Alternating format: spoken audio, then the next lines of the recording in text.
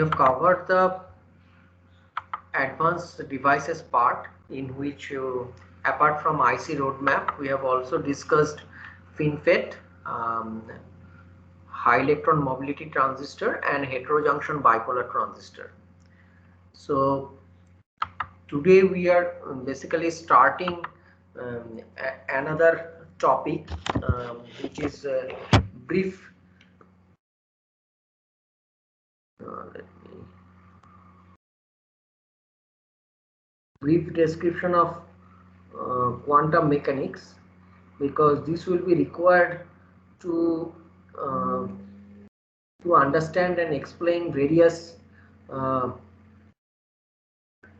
things of the nanostructure. Okay, so in the syllabus there is a brief description of quantum mechanics. Some of the parts you probably know already, but for the sake of completeness, I have to discuss those. So today we are going to start with very fundamental or very basic things of quantum mechanics. I'm tempted to start with black body radiation, but then we'll struggle to finish the syllabus. We'll start with photoelectric effect, which will I'm pretty sure you studied photoelectric effect before, maybe first year or maybe class 12.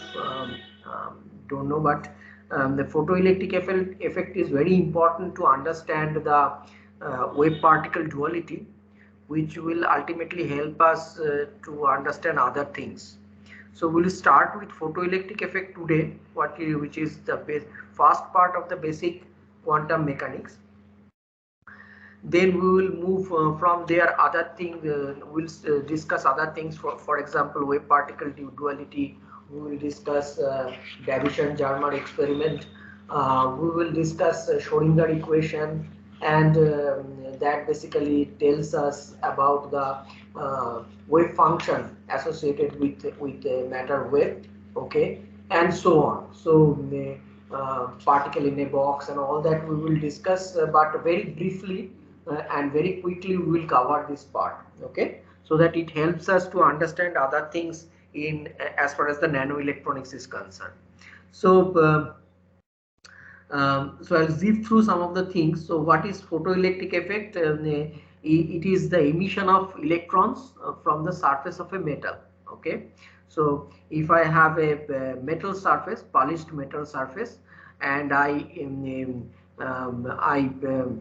there is an incident light on it. Okay, depending on which kind of light and what is the metal, electrons will come out from the metal surface, and that electrons we can collect and we can get current out of it. So that's basically photoelectric effect, and the corresponding thing is known as photoelectric current. So we have a so this is our metal. Okay, and so the light is incident on the metal. Okay, and electron might come out.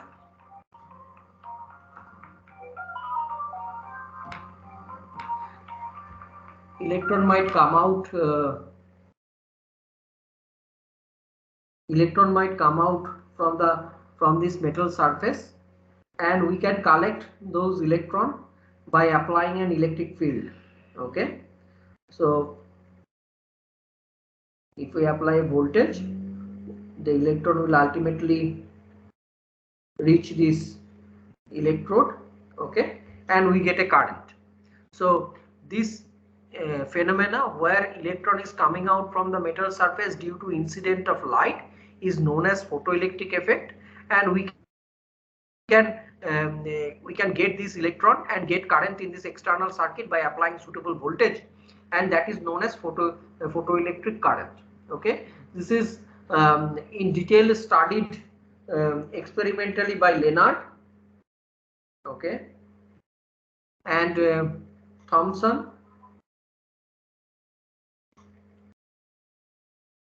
Uh, But before going to the going to explain their findings, or what did they find in their experimental study, let me mention that the popular belief that time was that light is an electromagnetic wave. Okay.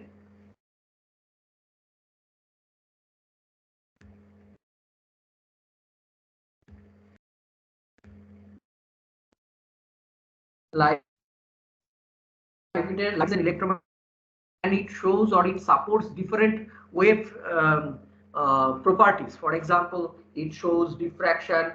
Okay, it shows interference. These are different wave nature. Okay, it shows reflection, refraction, and so on. So these are the properties it shows, which makes us believe that the light is a wave, and it can be explained using Maxwell's electromagnetic equation. Okay, and if light is an electromagnetic wave, then the wave associated with light can be represented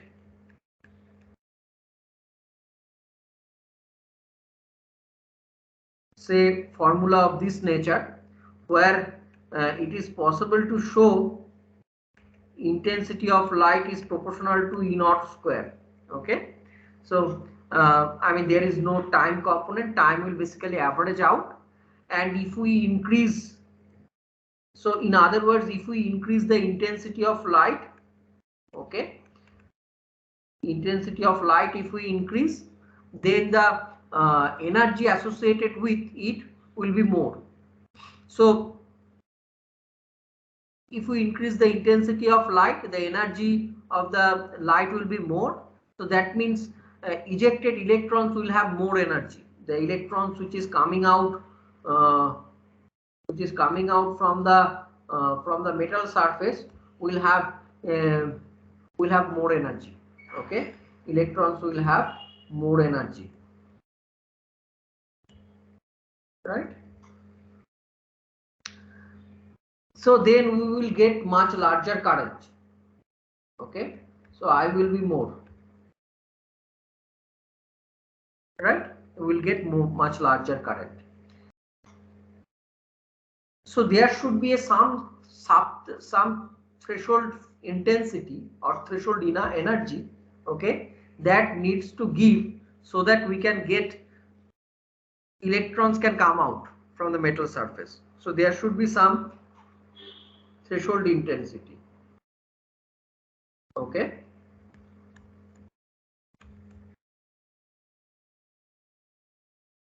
right? That one needs to give, so that the electrons can come out from the metal surface. So all this discussion is based on the belief that light is an electromagnetic wave, right? Now the thing is, there should not be any threshold energy, threshold frequency, okay, because this intensity or energy doesn't depends on the frequency, because light is a wave. The intensity doesn't depends on frequency, it rather depends on magnitude, amplitude square. Okay, now let me discuss what were the findings of Leonard and Thomson when they performed the experiments. Okay, experiments associated with photoelectric effect. So they found that with light intensity, okay, current increases.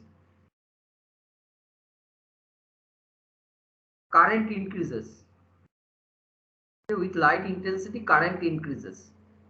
So this is my current. Okay, if you increase light intensity, current will increase, and this is the voltage which I am applying between the two electrodes. You see, there is a voltage which I am applying between the two electrodes, and these voltages are taking these electrons which are coming out from one metal surface and reaching to the another electrode because of the electric field, because due to this application of this voltage. Now the thing is, when we reduce the voltage, okay, at some point there is no current, okay, and that is irrespective of intensity, light intensity. Whatever light intensity of light you are using, that doesn't matter. Even if you are using high intensity light, the minus V naught is same for a particular material, for a particular metal. So this V naught is known as stopping potential. What is stopping potential? Stopping potential is the minimum negative voltage you require to stop electrons with maximum energy to reach the other plate or other electrode. So that is called stopping potential. So let me repeat it once more. So what is the stopping potential? This is the minimum voltage, negative voltage you have to apply so that the highest energy electron can't reach to the other electrode. So we will not get any current. Okay, so that's the stopping potential. So this is one experimental finding of Leonard. There was another experimental finding which was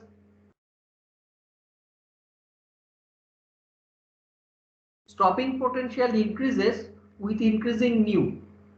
That is the frequency of the light with increasing nu. And so there is a threshold frequency nu naught. Okay, below that there is no current. So there is a threshold frequency nu naught, below that there is no current. So let me just write it down. So one of the findings was that electrons are ejected from the metal almost instantaneously. Okay, electrons are ejected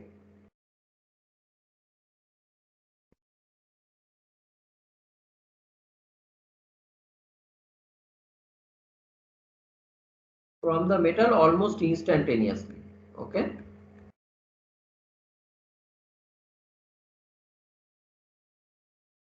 I mean it's of the order of nanosecond. This is how quick it was. Okay,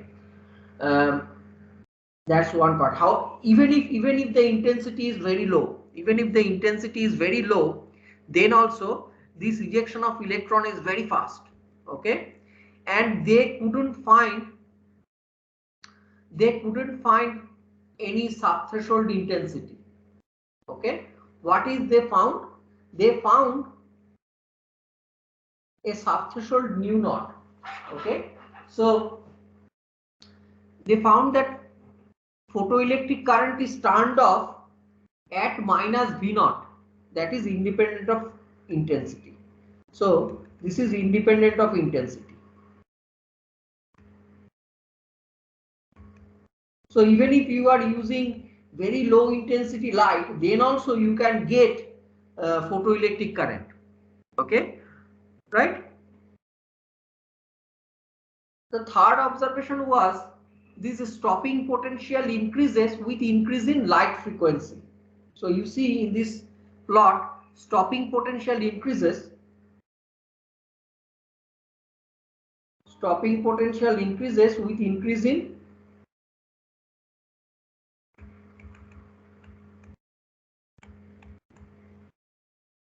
in light frequency. Okay, and also different metals has different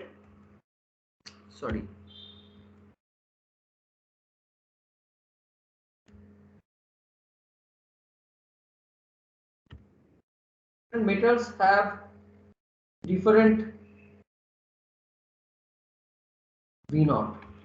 Okay, so these are different observations. These are experimental findings, not theoretical. So let me repeat it once more. So from these two plots, which are experimental plot, you can see that with increase in light intensity, the current increases, but there is a particular V naught, that is the stopping potential, which is basically the maximum, which is basically the negative voltage, minimum negative voltage, or magnitude wise you can say maximum, that you have to apply, minimum negative voltage you have to apply, so that it can stop the maximum energy electron. Okay, maximum energy electron. So you will get zero current. Okay, and this V naught doesn't depends on intensity. Even if small intensity, very large intensity light, you will get same V naught for a particular metal, right? So this is one point. Another point is electrons ejected are very instantaneous, very quickly. Once there is light is incident on the metal surface, electrons almost instantaneously ejected from the metal surface. Okay. Another point is with increasing, so there is, instead of a subthreshold intensity, you see I mentioned that there should be a threshold intensity, right? Instead of threshold intensity, they found that there is a threshold frequency. Okay, and that threshold frequency basically increases, I mean the stopping potential will increases with increasing nu, frequency of light. Okay, and different metals have different V naught, right? So these are different findings from the experiment. Now, so some of these points are difficult to explain from wave nature of light. Okay, what the wave nature can explain? Wave nature can explain is, they say when light is incident on the metal, if the energy of light, okay, is more than that of the work function of the metal, then electron will come out. There is no ambiguity. Okay, so this part wave nature can also explain. So if light, which is a wave, incident on a metal surface, and it has energy more than that of the work function of the metal, then the electron will come out. So that is perfectly fine with wave nature also. But what the wave models couldn't explain is the instantaneous nature, because because even if low intensity light, if you keep it much longer, okay, then the electron should get more energy, and ultimately it can come out. Even people manage to calculate that even it requires seconds or minutes. If you illuminate with low intensity light, then also the electrons might accumulate enough energy to come out from the metal surface. This is not what they found in the experiment. They found that electrons are ejected almost instantaneously. So that is one failure of the wave model. There is other failures. For example, they couldn't find any threshold intensity. What they found, there should be a threshold frequency. Okay, there should be a threshold frequency, and also they found that this V naught, which is more puzzling, V naught, that is the stopping potential, is not varying with intensity. Even whatever be the intensity of light, stopping potential is same for all the for any intensity for a particular metal.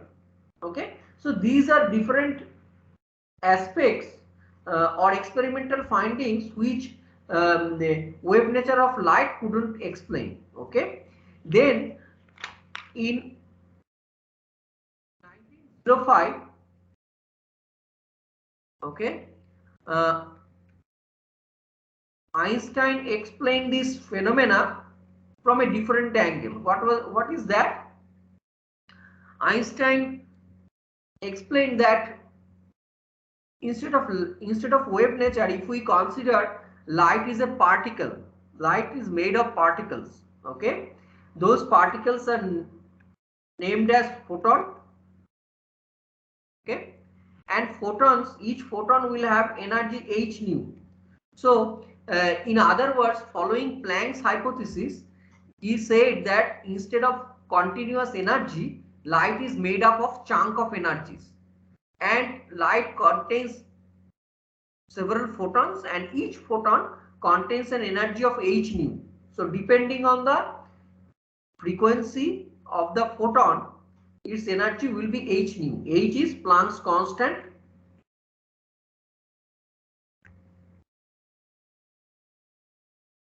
Value of Planck's constant is 6.62 into 10 to the power minus 34 joule second. Okay, or you can also find the write the value in electron volt second. Okay, so this is the value of Planck's constant. So Planck's constant multiplied by nu is the energy of the photon. Now Einstein also argued, okay, Einstein also argued that one electron absorbs all the energy of one photon in order to be photo emitted. So in order to come out from the metal surface, it should absorb the entire energy of one photon. Okay. So what does that mean? So increasing, the third point is, so increasing intensity of light means increasing number of incident photons per unit time. So when we say that intensity is more, intensity of light is more, okay, that means number of photons incident on the metal surface per unit time will be more. Okay, so that means it will help more electrons to come out, because number of photons is more, means more electron will come out, but each electron will have the same energy h nu. Okay, that is why even if you are increasing intensity, you are not changing the energy of the electron. As intensity increases means number of photon increases. So number of photon increases means number of electrons, emitted electron increases. So that will give more current. But individual electron energy remains the same, that is h nu, because one electron is absorbing energy of one photon, and one photon energy is h nu, that depends on the frequency of the light. It doesn't depends on intensity. Intensity means more the intensity, more the number of photons. Okay, but individual photon energy will not change. So individual electron energy will not change. So current will be more, but individual electron energy will remain the same. So that is why you need to apply a particular voltage even if the intensity of light is higher. Okay, so what I want to mean, say for low intensity, if there is 100 electron is coming out, for high intensity maybe one electron, individual electrons will have the same energy. The only difference is here the number of electron is less, here the number of electron is more, that is why the current is more, but the individual electron energy remains the same. That is why you have to apply same stopping potential to stop them, because individual electron energy is not changing. What is changing is the number of electron is coming out. That is why the current is higher. Okay. So this is a very important aspect to explain photoelectric effect. So V naught now is independent of light intensity. So you see V naught is independent of light intensity, right? Now the thing is, if you increase the nu of light, okay, then if instead of nu1 now it becomes nu2, say nu2 greater than nu1, then individual photon energy will change. So instead of h nu1, photon energy will be h nu2. Okay, right? Photon energy will be h nu2. So that will increase the energy of individual electron. So then you have to apply, then you see, so in other words, it depends on the threshold frequency. Okay, so if the photon energy h nu is less than that of 5, that is the work function, then there will be no current. Okay, so let's write some number. Work function, say I have sodium, calcium, cadmium, sodium, carbon, aluminium, okay, platinum, and so on. Okay, so these are the work function of these, say 2.28 electron volt. Okay, so platinum as high as 6.35 electron volt, and so on. So this table is there in the note. You can see this in the note. What I want to point out, if h nu, that is the energy of each photon, is less than that of 5, that is the work function, so then there will be no current. So you see there is a threshold frequency, okay, at which you will start getting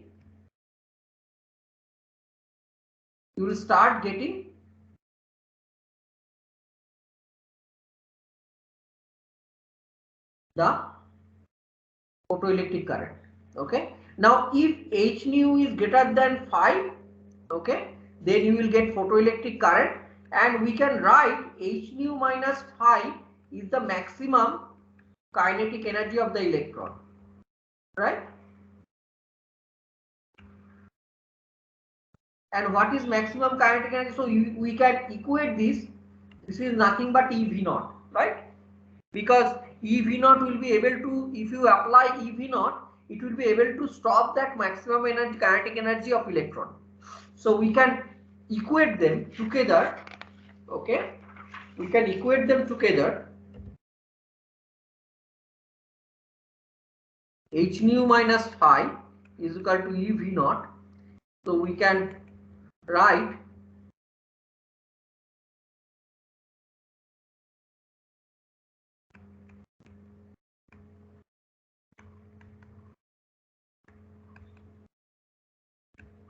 okay, E is the charge of the electron, and nu is the frequency of the incident light, and nu naught is the threshold frequency, right? So this way you can calculate the stopping potential, right? So one value you should remember, okay, h nu can be written at hc by lambda. Okay, c is the velocity of light and lambda is the waveform or wavelength. Okay, so because nu can be expressed as c by lambda. So this hc, you remember this value. Okay,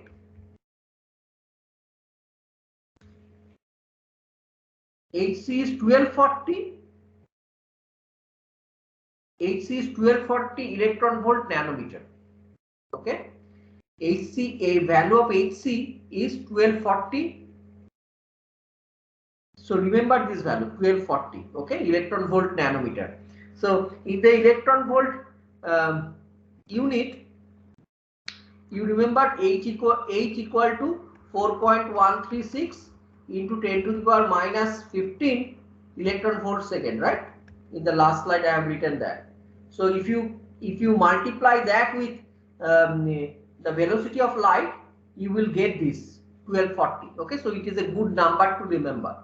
So if you see that if we choose lambda equal to say 400 nanometer in the visible range, one light waveform if we choose of 400 nanometer, then you see hc by lambda equal to, sorry, hc by lambda equal to around 3.1 electron volt. Okay, 3.1 electron volt. So it is just, so you see it is just enough to see photoelectric effect from sodium. So you see sodium has 2.28 electron volt. Okay, others are much higher. This is 4.81, 4.07 and so on. So this is 4.08. So if you you have to use the wavelength of light or frequency of light carefully.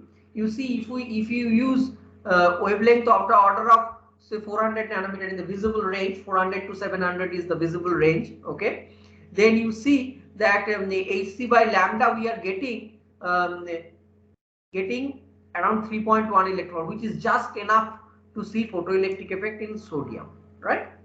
I hope you understand this part. Now the thing is, so because of this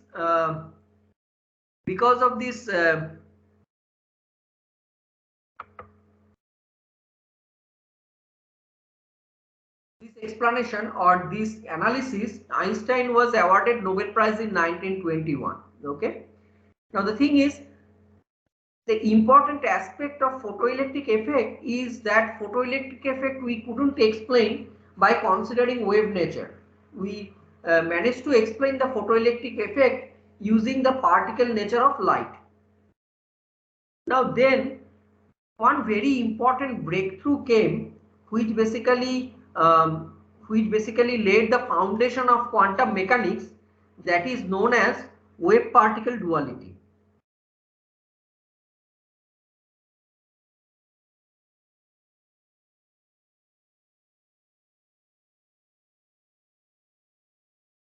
So this was put forward by de Broglie. Okay, around 1924.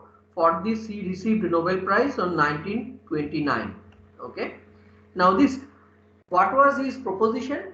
His proposition was, he extends Einstein theory, okay, Einstein's theory, and claimed that all matters, not just light, have wave-like nature. So what Einstein argued when he explained photoelectric effect, that light has particle nature. Okay, but before Einstein there are a lot of experiments were done to prove or to explain different phenomena which only can be explained from the wave nature of light, like I mentioned, diffraction, reflection, refraction, and so on, interference. And also Maxwell showed that light is made up of electric field and magnetic field together, okay, and so on. So what de Broglie did, he extends Einstein's idea and said why it is only light. In fact, all matters, not just light, have wave-like nature. So he said all matters. So it is like other way down. So far we are talking about light, okay, and we managed to explain photoelectric effect through the particle nature of light. He said, why only light? All matters. In fact, all matters, okay, not just light.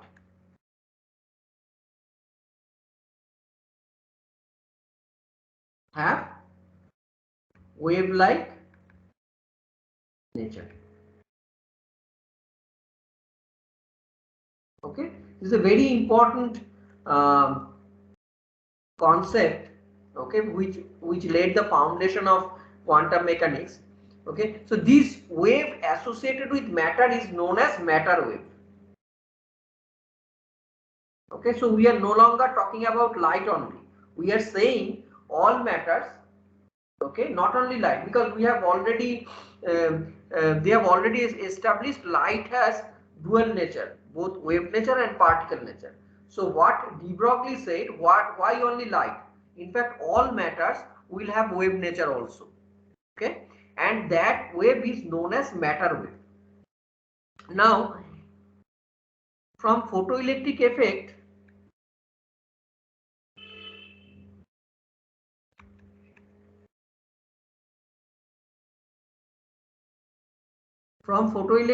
we know E is equal to h nu is equal to hc by lambda.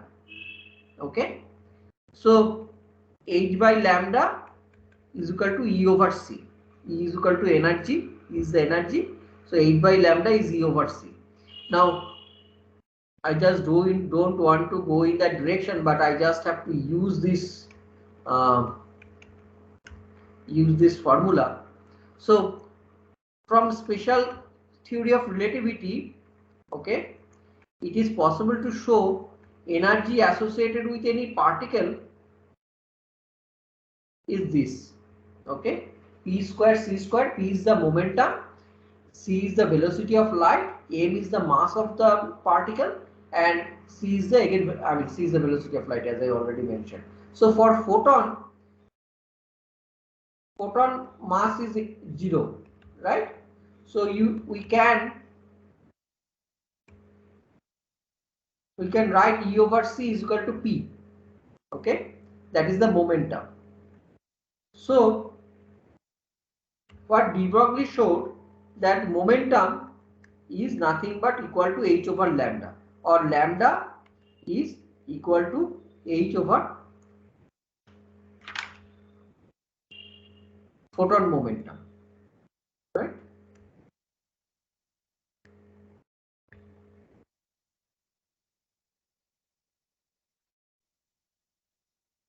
So he generalized this. He generalized this finding to matter wave. Okay, and he said for wavelength associated with matter wave, okay, wavelength associated with matter wave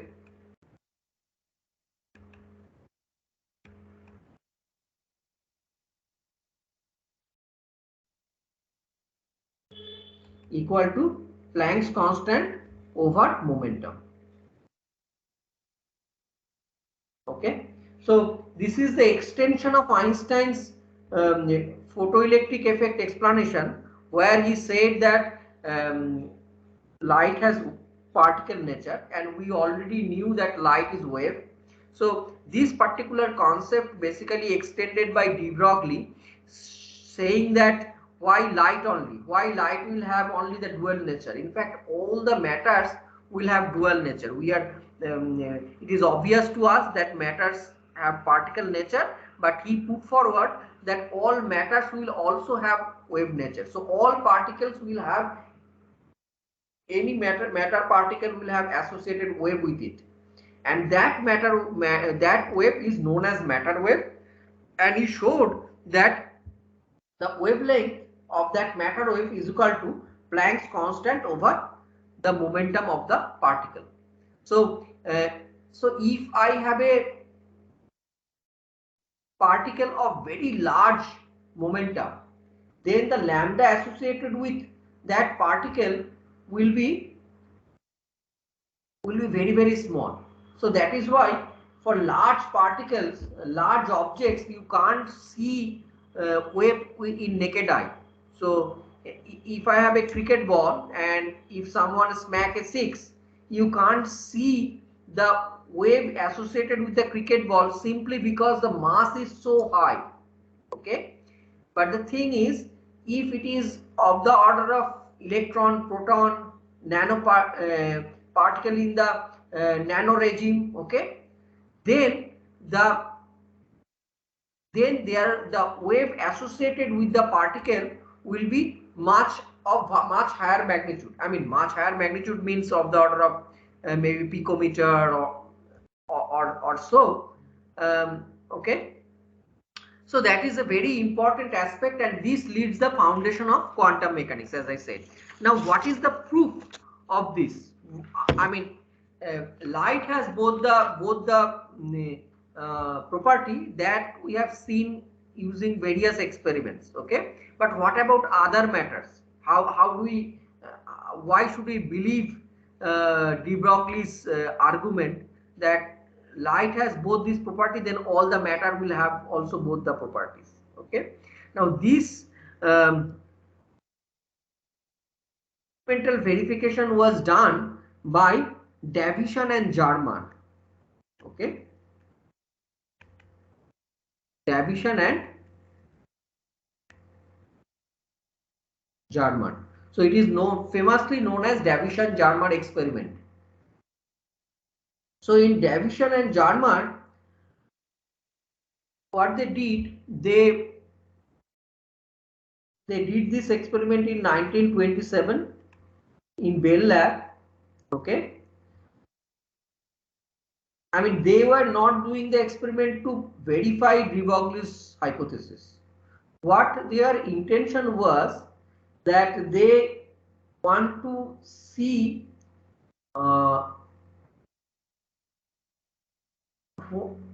what happens when electron incident on a metal surface. Okay, so they want to study how, if electron incident on the metal surface, what happens. Okay, so what they did, they choose a nickel crystal.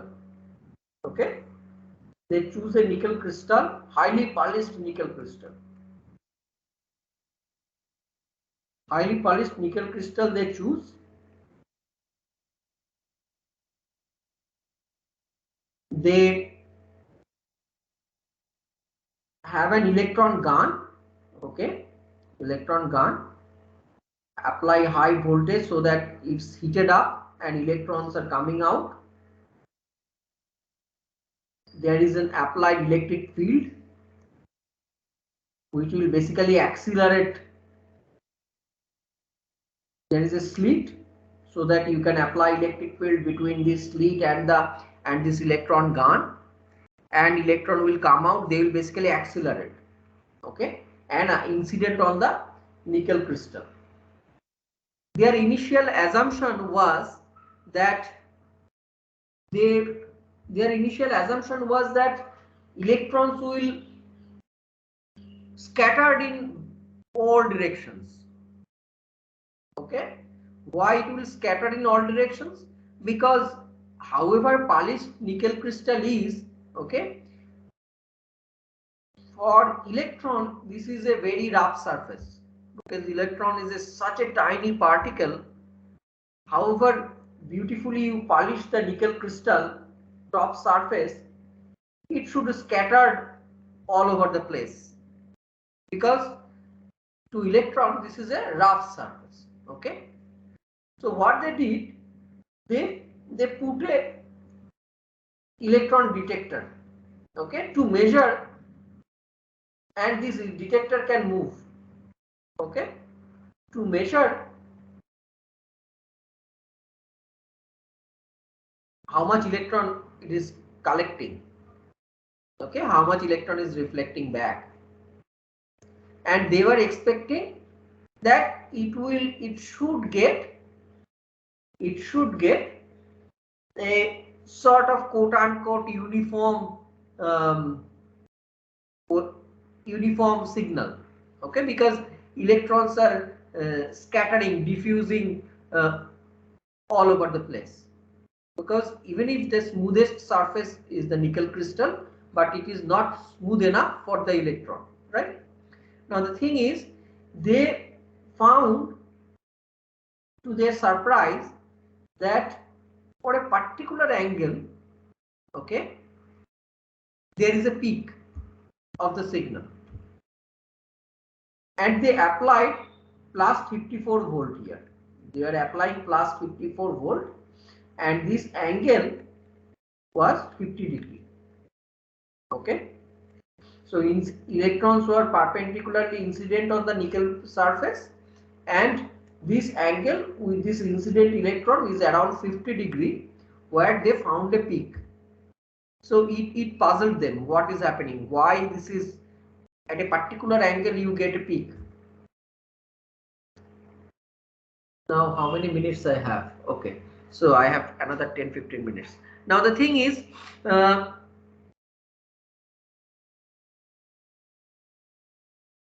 so they tried to explain their findings. So what did they do? They looked at another experiment, which is Bragg's experiment. Okay, there is a famous law known as Bragg's law. Okay, Bragg's experiment. What Bragg's did, okay, I think it was done at the beginning of 1900, maybe 1910, 1911. I mean, or 1905, sometime at the beginning of 1900. Okay, this particular experiment, where what Bragg did, he studied lot of crystals, okay, with X-ray. So Bragg used X-ray waveform, okay, X-ray are incident on the crystal surface, okay. And what are these? These are crystalline planes, different crystal planes. Maybe say the distance between a particular two crystal plane is d. Okay, and he found that in the screen there is diffraction pattern. He found diffraction pattern. What is diffraction? If I get time, I will discuss very briefly when we talk about XRT, X-ray diffraction technique. Okay, there we will talk about again this Bragg's experiment and all that. So what I want to point out is, say light, X-ray waveform, it is coming incident on the crystal surface. Okay, going back. It is from another plane, it is going back. Now, what is the path difference between these two waveform? The path difference is, this is d. Okay, if say this is my phi and say this is theta. Okay, why I am writing phi? Because you see in the earlier experiment we have written phi. So the incident electron beam and reflected electron beam is phi. Here also I am writing incident X-ray and this reflected X-ray, the angle is phi. Okay, just to compare them. So this is theta. Okay, say the angle with the crystal plane is theta. Okay, so if this is d, so you see this, what I am trying to do, this second X-ray path and first X-ray path, they can form a peak or bright line. Okay, if they meet, okay, in phase here, okay, in the screen. So what is the extra path this second line is taking? This is d sine theta, this is also d sine theta. Okay, so this 2d sine theta, this extra path. So this path difference, if 2d sine theta is equal to n lambda, then you will get this pattern. Okay, diffraction pattern. Now this 2d sine theta, this was the findings of the Bragg's experiment, and by using this, Bragg's ultimately found out lot of the different crystals d and all that. That is the distance between crystalline plane and all that. So if I just write phi plus 2 theta is equal to 180 degree, right? 180 degree. So if phi is equal to 50, so if I try to use whatever phi for which they get larger signal, the Davisson and Germer here, then we will get theta is equal to 65 degree if phi is equal to 50 degree.